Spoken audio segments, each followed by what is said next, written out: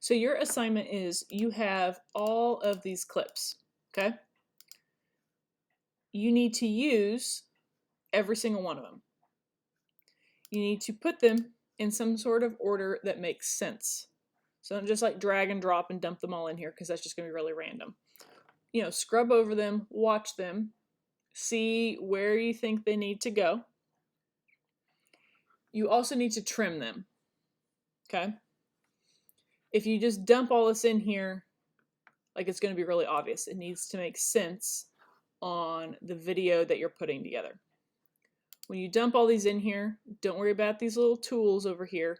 The only tool you really need to stay on is your selection tool, which is V on your keyboard, just like Photoshop, just like Flash when we animate. And again, you need to trim them all. Be careful when you're moving around that they don't eat each other.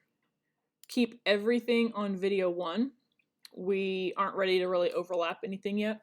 We also haven't really messed with any transitions or anything, so just stay on video 1. And then remember, you can zoom in and out of your timeline.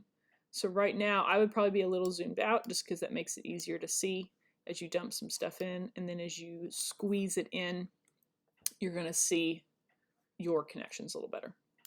Also, one more thing, another way you can edit, because again, I told you there's 10 ways to do the same thing. You can trim a clip here. You can trim a clip also in here. So if you come in here to the end or the beginning of your clip, you get this little red arrow. You can squeeze and manipulate your clip that way. So you can kind of hand do it here. What's cool is if you're playing it and you're like, oh, right there with your little timeline, with your little playhead, it'll snap to that playhead. So I'm like, boom, there it is, and it's trimmed. We have some shortcut keys and stuff for that in the future. We're not going to mess with that right now. But you also can then drag your clip back out, and you'll notice it only drags as far as that clip exists. You gotta be careful though, because once you start getting stuff on here at the end, when you're trimming and snapping and moving stuff around, you're gonna have to do a lot of shuffling. So try to be sequential, try to start at the beginning and then massage and mold and work with this thing as you go out to the end. We're not gonna put a title on this today. We're not gonna put any end credits. We're gonna mess with that later because there are some kind of mathematical abilities. Oops. That we're going to have to play with to get some of that timing down. So again, you've got all these clips. We've got 8 of them.